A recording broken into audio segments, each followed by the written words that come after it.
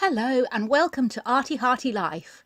I'm Maria and this is the place to put art and heart in your life. So let's draw Treecko.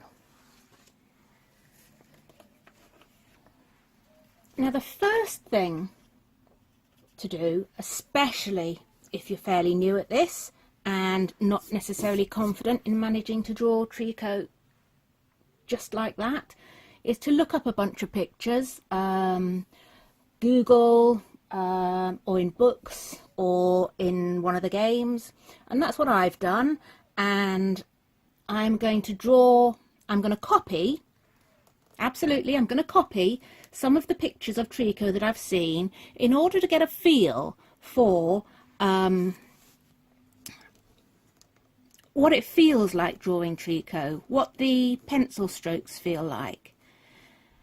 And I'm starting with his ear here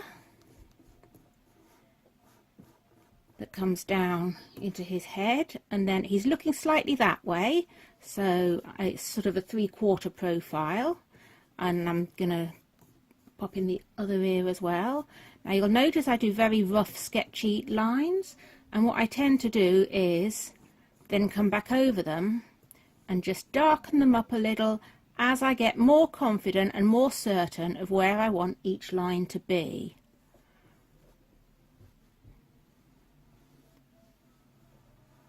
So I apologise if some of this is looking rather faint to you to start with, but that's part of the nature of the beast. That's the way to...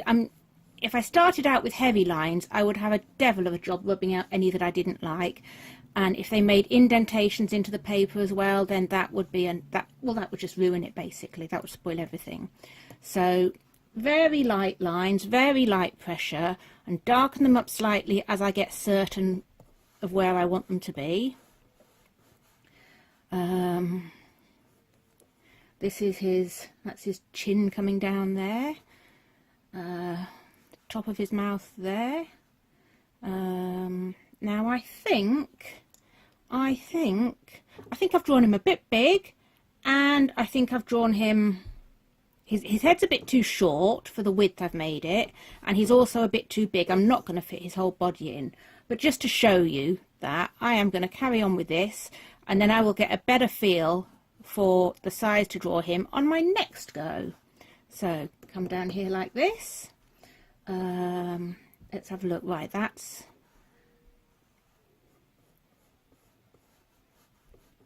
that's the top of his lower lip, shall we say. See, now his eye isn't really big enough.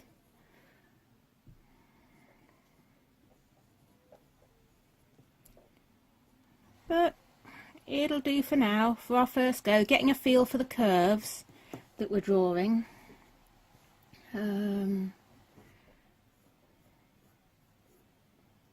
His tongue there, I don't know. On the picture I'm looking at, his tongue, the tongue line is drawn like that, which I'm not sure that makes... Oh yeah, yes, that can make sense, because his tongue is kind of lifted up towards the roof of his mouth because he's all excited. So, yeah.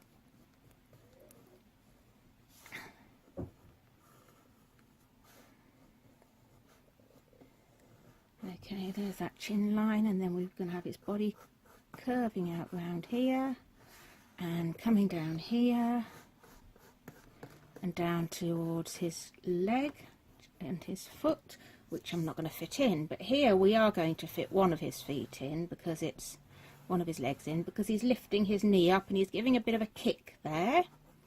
So, and I like drawing Treecko's feet, I found that, because of those super big round toes. They are fun, except when they go off the page. But you have to get things wrong a number of times before you get them right. If you don't, well, you're incredibly lucky to get things right first go all the time. But if you have to keep trying and trying again before you get it right, you can be jolly proud of yourself when you do. And even when you don't, you can be jolly proud of the effort you're putting in to practice. there. Okay, so that's roughly what his body's going to look like, and we'll have an arm sticking out here with a nice big cartoony thumb and some nice big cartoony fingers there.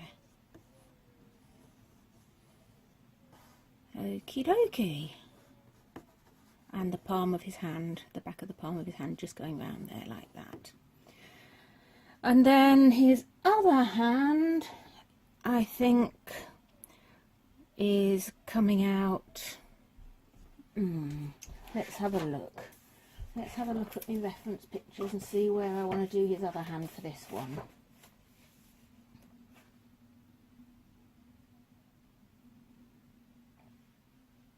Yeah, he's just reaching up here, so we can just see the top of it up here.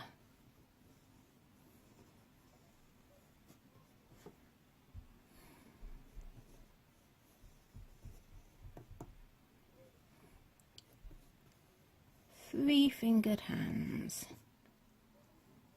That's even less than Mickey Mouse if you count the thumb, because Treecko appears to have a thumb and two fingers. Apparently, the reason they decided to draw Mickey Mouse with just the four fingers, or the three fingers and a thumb, was basically to save time and money. Because back then animation was a really long old process. Well, it still is now, but it is a lot quicker with digitalisation. But back when Mickey Mouse first came out, every individual frame had to be drawn separately by hand, so there was no copy and, oh, I suppose there could be a bit of tracing and pasting, but still it was much more time consuming than a few clicks on the computer. Right, now then, this is where we draw in his belly. So it turns out I have got most of him in, although he could probably have done with being a little bit taller, but that's fine. He looks like Treecko, doesn't he?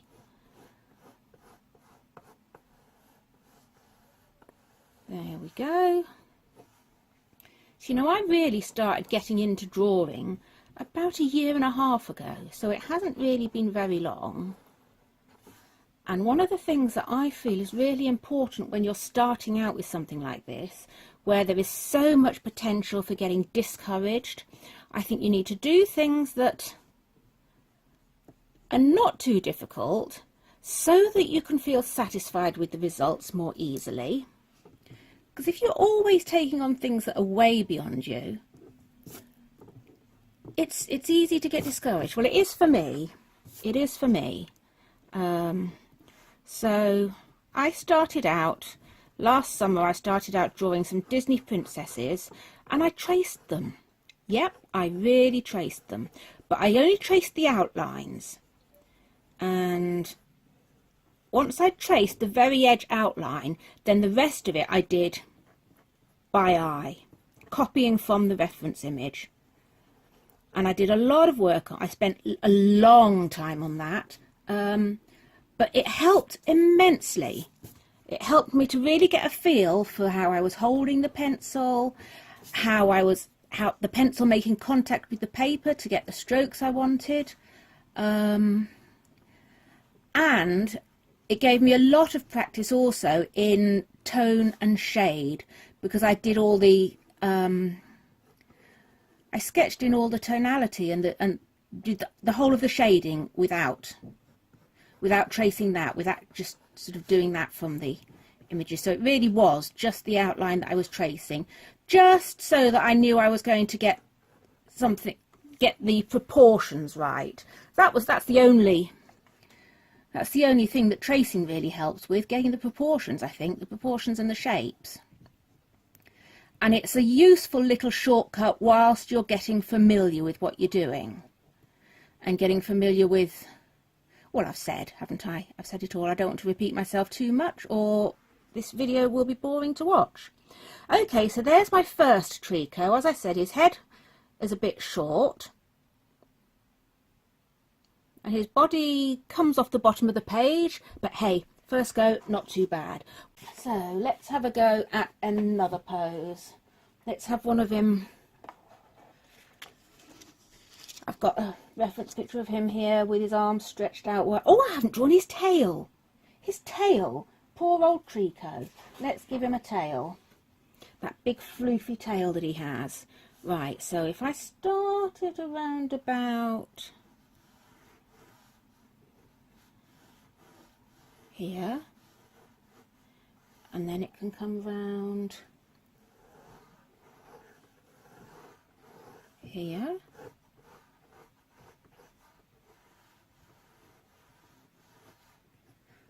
And then it goes like that.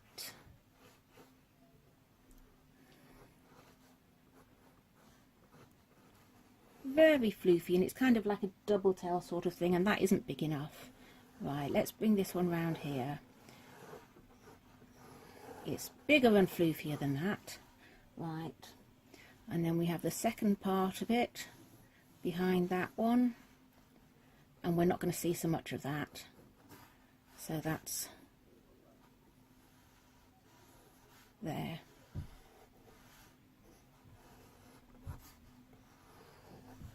Okay. Right, I don't tend to rub out all of my lines, as long as I can see. Well, for this one I'm not going to worry about it at all, but when I do my final drawing I will rub out a bit more, or at least make sure that my final lines are much clearer for when I do the inking. Because if I've got lots of lines going on and I start to ink, and then I mistakenly start to draw over, to sort of ink over the wrong line, then I'll be in trouble. So I need to make my final lines very clear before I start inking. But before we get onto that, I am going to draw another little Treecko. Now we'll go into time lapse for this, as you see, because you've already watched me draw Treecko once, so I think you might get a bit bored if you just keep watching me drawing the same fellow over and over again, even though he's going to be in different poses. Now I'm drawing him a little bit smaller this time, and that's a little bit more difficult because in transposing him to a smaller dimension, you have to make a mental adjustment all the time to try and keep everything in proportion, which when you've been doing this a lot, then it seems like that's quite easy. But when you're still fairly new to it, it's a bit tricky and takes a bit more concentration. And you do things like I'm doing, where you concentrate so much on the little bit that you're drawing and don't look at the bigger picture that you don't notice that his body and his head are not in proper alignment to each other. They're all a bit skew-whiff. So I found that I could solve that relatively easily just by tilting his body a bit more so that the angle works a bit better. Now, I've heard said that this is not the way to actually draw any figure, drawing the head first and then adding the body on. And that experience has just shown me that that's probably right. I should probably have just done rough shapes for the head and the body to work out their positions and placing of the limbs, and then actually drawn the shapes in nicely. So I will definitely be doing that next time. It's all a learning process, and making mistakes is part of that process. It's the best way to learn, because if you do something wrong, you're more likely to remember to do it right the next time. And although I've often drawn things with the head first, it's not really caused me a problem before, and then suddenly I see today it does. And I'm drawing at a funny angle because I've got this camera on this tripod that's vying for position in front of the drawing board, but that's no excuse. I've got to get used to that. So anyway, there's another Treecko with his arms folded. They were a little bit trickier, but fun to do.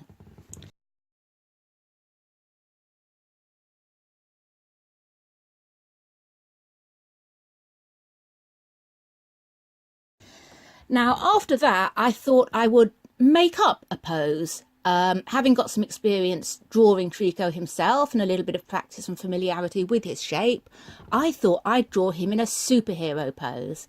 Now, I saw on TV in a a popular American medical drama, one of the surgeons there was saying that there had been some research. Now, I don't know if this is true or not, or if it was just a fiction for the programme, but I find it quite believable, saying there was been some research that said that if people stand in superhero pose, that is shoulders back, chin high, legs slightly apart and hands on hips and chest out, for I don't know how long, they didn't say, but for a while before undertaking a task, that they're more likely to be successful at it and likely to be even more successful than they otherwise would.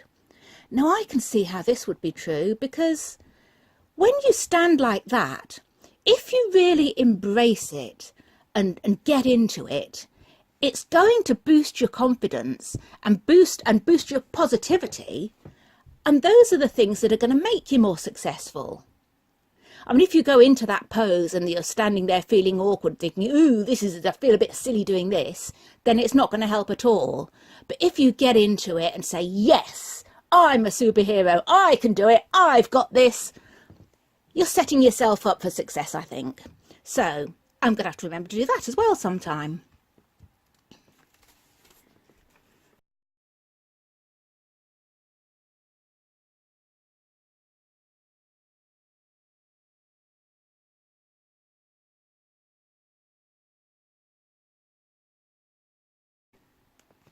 So this Treecko I'm drawing in this superhero pose, and then after that I'll actually do it on some watercolour paper and then paint it in watercolours. Now, I'm also fairly new to watercolours. I haven't used them much, so that's going to be a little bit tricky as well, but we'll see how it goes.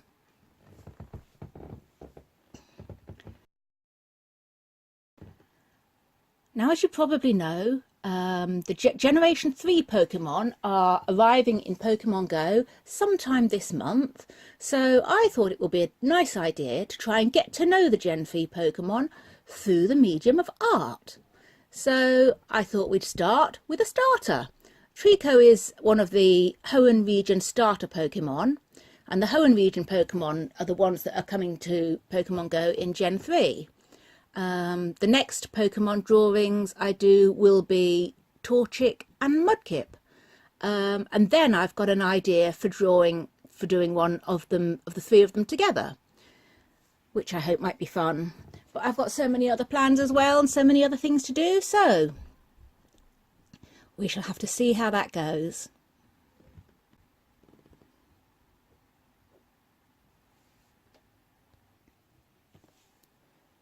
My first superhero, Treecko, didn't look quite as confident as I felt he should. He didn't have his shoulders back enough and his chin wasn't up. So I thought I'd have another little go at that bit just to see if I could get that looking a bit better. And that worked out nicely. So then I moved on to the watercolour paper and sketched him on there. I had a little bit of trouble with his hands and getting them on his hips. And by the end of this video, I'd worked out what I'd done wrong there. And so I dropped him into Photoshop and corrected it there. And so you'll see that at the end.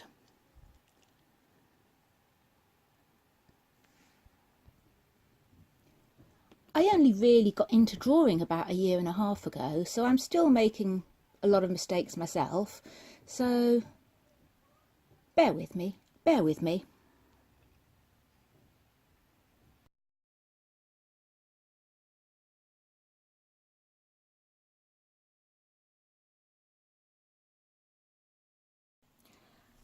Okay, well, that's him pretty much done. So now it's time to do a bit of inking. And once again, I am going to do this in time-lapse because it'll be quite boring otherwise. And also, I am going to be turning the paper around because it is much easier to draw a line like that than it is to draw one like that. Because you see the way my hand's having to move, my fingers are moving, whereas when I draw a line like that, I'm pivoting on my wrist and getting a nice smooth curve. So I'm going to try and do all of my lines like that, and turn the paper around in order to do so.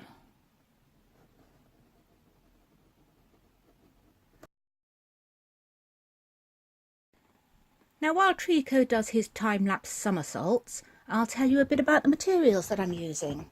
I'm using a very basic watercolour paper.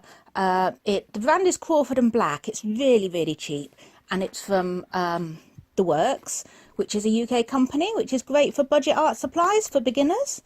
I'm also using watercolour paints from there. The brand is Boldmere, and I got a pack of 12 tubes of watercolour for about £4, I think it was. And although, you know, they're not high quality, even though it says high quality on the box, they're great for starting out. For the drawing, I've been using a lovely mechanical pencil. It's a Faber-Castell, and it's a 0.7 wide lead, which is slightly wider than most mechanical pencils have, so it doesn't break quite so much. And it's also a soft lead, a B, so you can use it very lightly and very smoothly, and it's just really nice to use.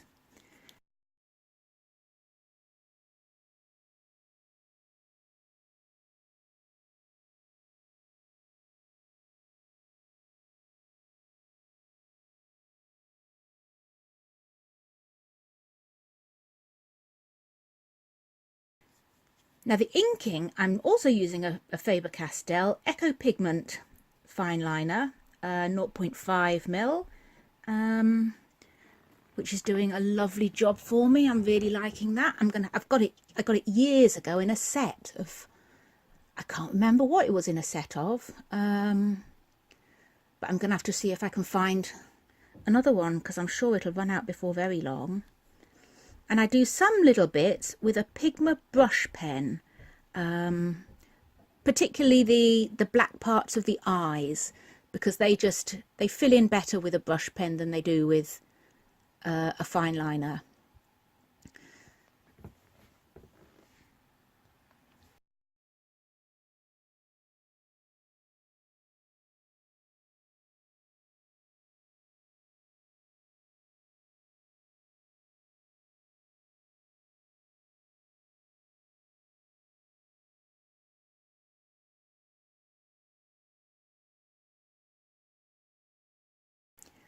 So now I'm starting to mess about with the watercolours and trying to get a nice shade of green, trying to get it mix the paint with the water and get it to a nice consistency.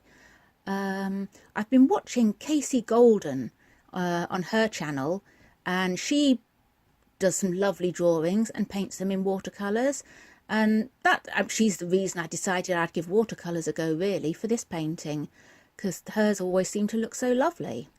Now I'm actually having a little bit of difficulty with it. Now I'm not sure if it's because the paper is cheap quality and quite rough, or if it's that the paint is cheap quality and going on slightly patchily, or if it's because I'm inexperienced and haven't really got the techniques sorted out. So I can't blame my materials. I'm going to have to work on my methods and see if I can do better, but all in all, this doesn't come out too badly.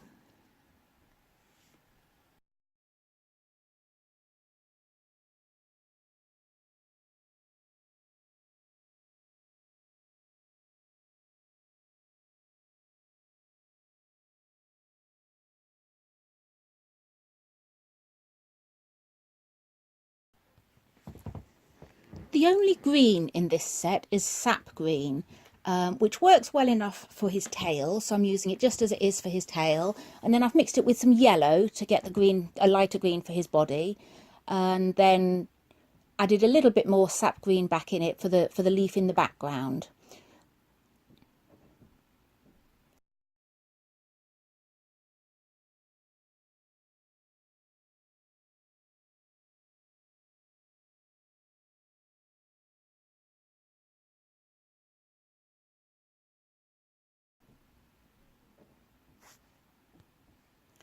I've mixed the lemon yellow with a little bit of yellow ochre to warm it up a bit, because it was a bit of a cold, hard yellow on its own. So just that little touch of yellow ochre gives it a nice warmer look for his eye.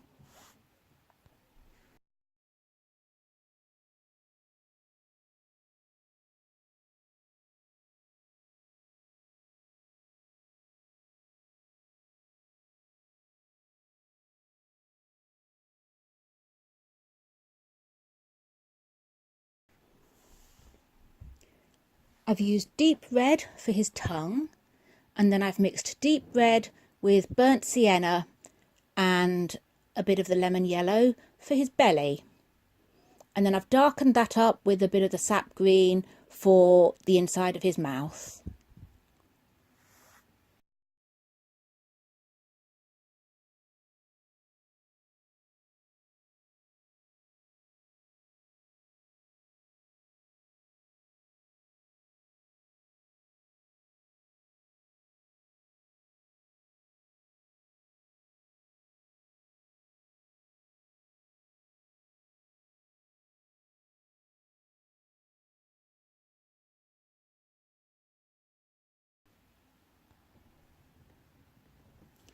I've definitely had fun doing this. Treecko's such an adorable little character to draw. He's so cute. And the watercolours were fun as well. Now, I usually paint in acrylics, but then I haven't been painting for that long either. I only started painting about a year ago. And as I say, using acrylics. And you paint much harder with acrylics. You have to be a lot gentler. It's a lot more delicate when you're using watercolours. So it was quite nice and relaxing to do, despite the stress and anxiety of not really knowing what I'm doing very well, and trying to correct mistakes. But all in all, I've enjoyed it. It's been fun.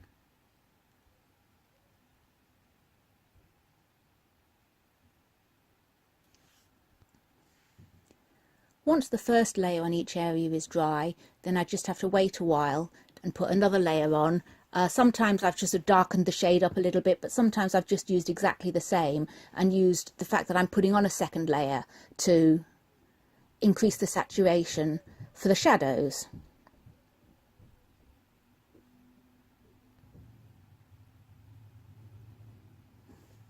One important thing with watercolours is that you can't paint a new area next to an area that hasn't dried yet, or the colours run. And I found that happen around his mouth, and I made a bit of a mess with the colours running into each other there. Fortunately, when they dried, I was able to paint over, and it doesn't show too much in the end result.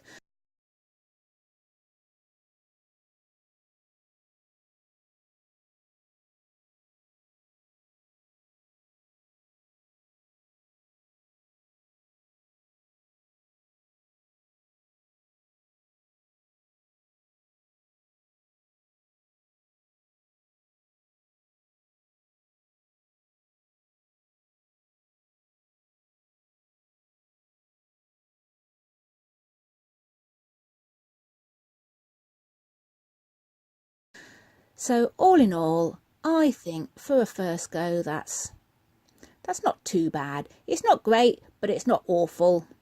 Well, that's my opinion anyway. So I hope you've enjoyed it, and I hope you have fun with art yourself. And don't forget, stay arty, stay hearty for life. Bye.